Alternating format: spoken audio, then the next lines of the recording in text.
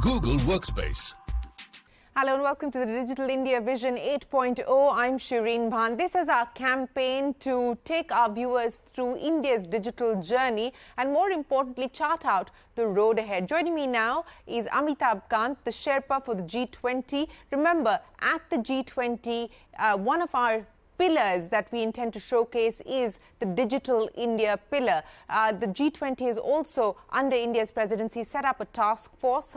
It is headed by Mr. Kant along with Nandan Nilekani, and the G20 task force will look at digital public infrastructure for economic transformation, financial inclusion and development. To talk about the road ahead, joining me now is the man himself, Mr. Kant. Many thanks for joining us here on CNBC-TV18 on the Digital India program. Let me start by asking you about the task force. It was constituted in January. We're now almost in the last lap as far as the ministerial is concerned. Take me through where things currently stand on putting together a framework that we intend to present at the G20 meeting. Yeah. So Shereen, the task force has had several meetings. I think the important thing to realize is that there is a vacuum in the governance of digital public infrastructure. I mean, most innovation in the last 2 decades have come through big tech. In the western part of the world, it's come through, Apple, it's come through Meta, it's come through, your Microsoft and Google. And in China, it's come through Tencent and Alibaba. What India did was to create an alternative which was based on public interest as a public layer, and on top of which we allowed private sector to innovate and compete. And therefore, we built on open source, open APIs, we built on interoperability, and that led to, digital identity, it led to bank accounts, it led to fast payments, it led to innovation through Diksha and Swayam in education, it led to DigiLocker, then it led to startups providing paperless, cashless credit. Other startups started doing wealth creation, taking stock markets to Tier 2, Tier 3 cities. And then we had insurance. Many startups started doing cashless, paperless insurance. So we believe that this is the first time that a developing nation has come up with a technological solution which really will be critical for the world, because you can technologically pole vault, you can really bring in greater level of financial inclusion, you can actually build up identity, banking, fast payments through the digital public infrastructure. The challenge is that there is no governance structure on that. There was a lack of a definition of DPI. Though the first DPIs really started with the internet and, but there is no definition as of now. So the G20's aim was to really first say that there is something called a digital public infrastructure, define it, standardize it, and then build up an international architecture for its governance. A lot of that work has been done during the course of India's presidency. But more than anything else, what India has done is to evangelize DPI through the year. We've held a host of workshops, we've held a host of seminars, we've evangelized it to an extent where everybody accepts that this is truly the future of the world. The digital public infrastructure is the alternative model which the world must take forward. You know, speaking of this alternate model that India intends to showcase at the G20, I want to come back to what you said, that there is a vacuum in terms of governance framework. In fact, there is no definition of digital public infrastructure. Loosely, at least as far as the India experience is concerned, it is said to be societal scale digital solutions or digital systems that are really at population scale. So has the task force now arrived at a definition as well as a governance framework that will be presented perhaps as part of the presidency that India will take forward at the ministerial? Yeah. So first of all, there will be this acceptance. What we have tried to do through the course of the year is the basic acceptance there is something called digital public infrastructure, which is based on open source, open API, interoperability, lay down some principles, have the high-level principles of it, define, take them forward. That is what the Digital Economy Working Group, which is actually meeting at present, will be doing, and the ministerial level will be doing and taking it forward. And I think we've done a huge amount of work through the year on this. And I think we will be successful in getting a definition out.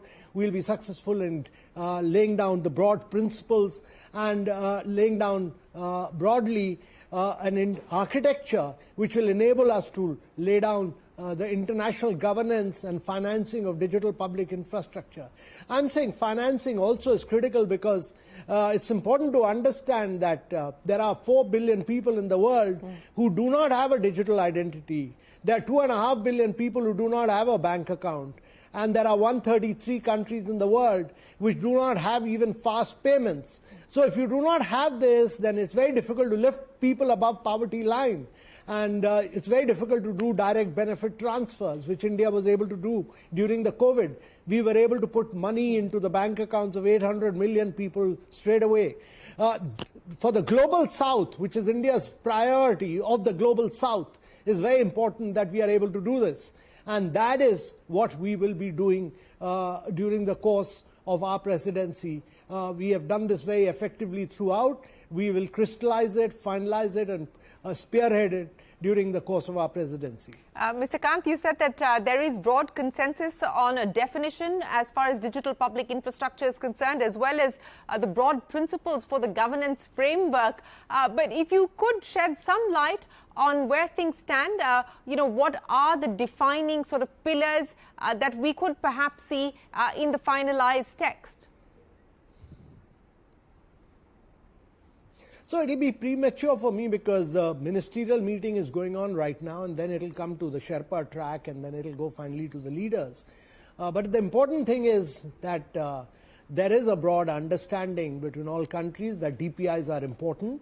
All the G7 countries, Europe, America, Russia, everybody accepts that DPI is the way forward. And that is important for us. There's a broad acceptance that DPIs have to be based on open source, open APIs, and interoperability. There's a broad acceptance.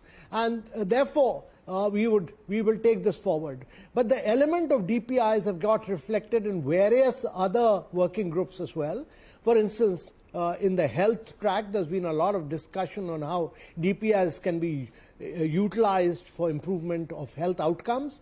We've seen in the development working groups, we've used data for governance and how data can be used in a very big and a very powerful manner to improve the sustainable development goals very effectively. And we've also seen very powerfully the implementation of DPIs in agriculture sector.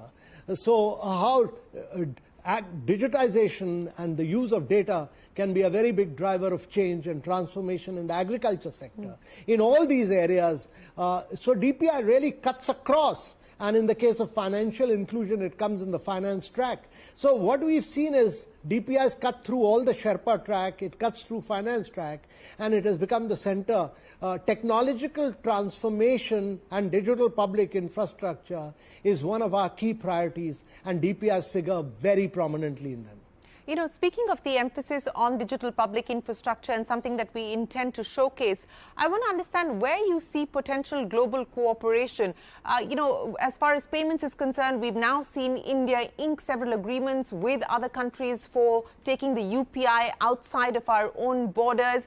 We've seen similar talks as far as COVID is concerned. Not sure what has happened on that front, but where are the potential areas of global cooperation that you foresee? What about the Aadhaar and the basis of digital identity? So you've seen a lot of work on this being done through MOSIP and Triple IIT Bangalore. You've seen a lot of this work, innovation happening through our development finance, and we've tried to work with on several fronts in taking forward the MOSIP framework to several countries of the global south. In fact, a large number of countries from the global south have come and innovated with MOSIP. so that they can straight away take digital identity which can be adapted to their country.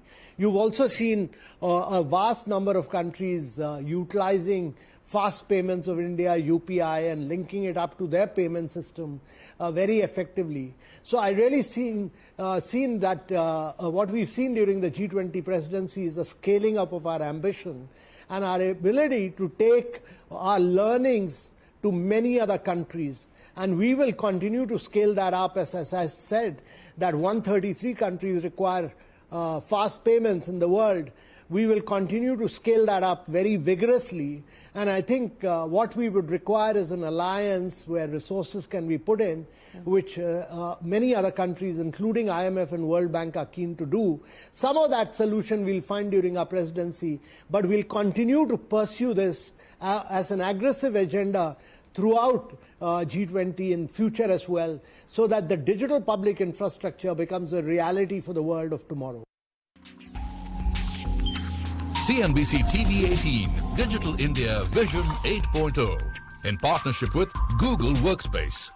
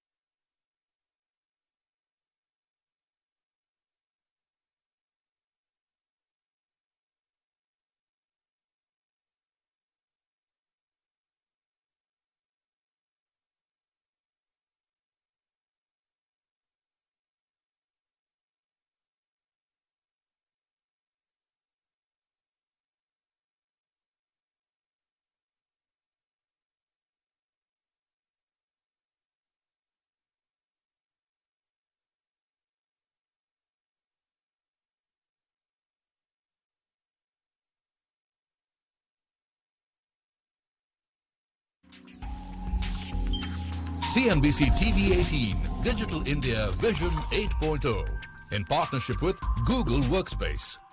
On this alliance that you spoke of, Mr. Kant, what is the thinking there? Is this alliance going to sort of be the body that looks at global governance when it comes to digital public infrastructure? Or is it also looking at ways of financing? Because, when we talk about digital public infrastructure, the assumption is that it will continue to be financed by the public, i.e. by the sovereign, by the government. So what is this alliance likely to do? Look at governance or also look at ways of financing, given the aspects of global cooperation you just spoke of? So one is that it's important to understand that in DPIs, both the public and the private play a key role. If you feel that private is, in India, private sector has done a lot of innovation and competition in the marketplace has come from the private sector. So private sector has a very critical play. The public sector comes in only as far as the public interest component is concerned. And on top of that public interest layer, private sector competes. Without the private sector, you would not have had stock markets reaching the rural areas and tier 2, tier 3 cities. You would not have seen insurance. You would not have seen credit flow in a very big way, nor would you have seen fast payments to this extent where PhonePe competes with Google Pay and WhatsApp competes with, Paytm. So you've seen a whole range of new startups emerging. You've seen, Zerodha, Upstock, Grow. You've seen GoDigit. You've seen Acco. All these are companies which could grow. They became national assets on the back of the public interest layer that India had built up. And I think that is the strategy which every other country will need to work on, that build the public interest layer on top of which private sector competes. That's important. But the basic principles of that is what is important is which needs to be accepted. The architecture of the digital public infrastructure is what you will see getting accepted during the course of our G20 presidency. That's important. And the second is about building an alliance on which work is still going on whether this needs to be driven by a range of companies or whether it needs to be driven by international financial institutions. That is what we are trying to configure and we'll take it forward in the coming years. So two potential announcements, one on the possibility of an alliance that looks at governance as well as financing issues, and two, as you pointed out, the governance framework, the architecture as far as digital public infrastructure is concerned. Mr. Kant, on our own journey now, and we've seen several changes being made. So some of these Go ahead. These issues. So some of these issues will be discussed during the Digital Economy Working Group ministerial meeting, which is presently on right now. That's right, currently on in Bangalore. But Mr. Kant, talking about our own experience, and while there has been significant progress, specifically on issues like identity as well as on better targeting of fiscal measures on the part of the government, there continue to be some more areas where we need to put better safeguards in place to ensure that there is greater access, but also ensure that the shortcomings are rectified. For instance, let's see what the CAG has pointed out as far as the Ayushman Bharat scheme is concerned, where, one mobile number is linked to several lakh beneficiaries, and that's just one scheme that we're speaking of. So given the experience as well as the learnings, what do you believe needs to be done where we find ourselves at this juncture, where significant progress has been made, but there is distance to be covered? So, some of these issues which CAG has raised have been responded to by the then CEO in an article today in Times of India, and I think you should read that to figure out that, a lot of institutional measures were in place for that, and I don't want to get into that issue. But the important issue is, to my mind, that there are two critical challenges for the world. One is cyber security will play a key role, and therefore there have to be principles of cyber security which need to be accepted across G20 countries, which is critical. Second is that increasingly you'll see a lot of convergence of artificial intelligence with digital public infrastructure, as you've seen, increasingly you'll have local languages being used to raise queries and respond to them, and getting an immediate answer on which government scheme will be best suited for a beneficiary in, say, the rural areas of Bihar or the rural area of Odisha and so on. So I think the future really lies in building up cybersecurity to a great extent, and also the use of artificial intelligence, which to my mind will be very critical, because the AI will provide a lot of ability to technologically leapfrog for the benefit of our citizens in rural areas. So are there any specific areas, Mr. Kant, if this is in a sense likely to be the second wave of disruption, specifically in the context of AI being merged with some of these initiatives that we just spoke of? Are there any focus areas where we could see this being built out? No, so the issue of AI will definitely, at the leaders level, because this is an important issue in terms of generative AI, in terms of regulation, in terms of its evolution. So some of these issues will come up for discussion before the leaders as well. Okay. Mr. Kant, I also want to ask you, as I pointed out, in the last lap now approaching those big dates in September when we are going to see world leaders here in India. I imagine that you're having sleepless nights virtually as part of the negotiating process, as well as ensuring that everything is in order. Take me through, where things currently stand and what is keeping you most excited at this point in time? So we are in the process of negotiating the leaders' declaration, which is a very challenging and a tough job. So we do that negotiation from 2 o'clock in the afternoon to about, it goes on till late night. And every word, every comma, every full stop is fought for by different countries. Different countries are at different stages of growth and evolution, and therefore on a range of issues, including digital transformation, climate, energy, you have to bring everybody along.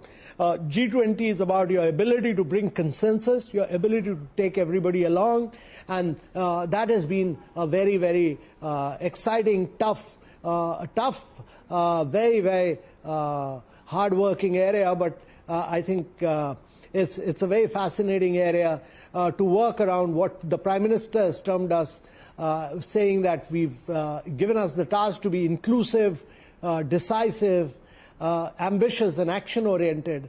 And that is what we are trying to do in the New Delhi Leaders' Declaration. It's also a challenging environment geopolitically, given where we find ourselves with Russia as well as with China. And there is a significant trust deficit on the part of the world in dealing with both these nations at this point in time. How much harder is that making, arriving at a consensus for you, Mr. Kant?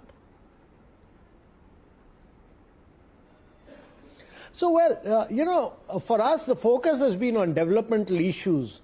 Focus has been on all issues of sustainable development goals, of issues of driving, strong sustainable growth, inclusive growth as well. Focus has been on technological transformation, on multilateral institutions of 21st century, and gender and women empowerment. We've right now put Ukraine on a back burner. That's not an issue of importance as far as development and growth is concerned. That's not an issue of importance for the Global South. We've acted like the voice of the Global South.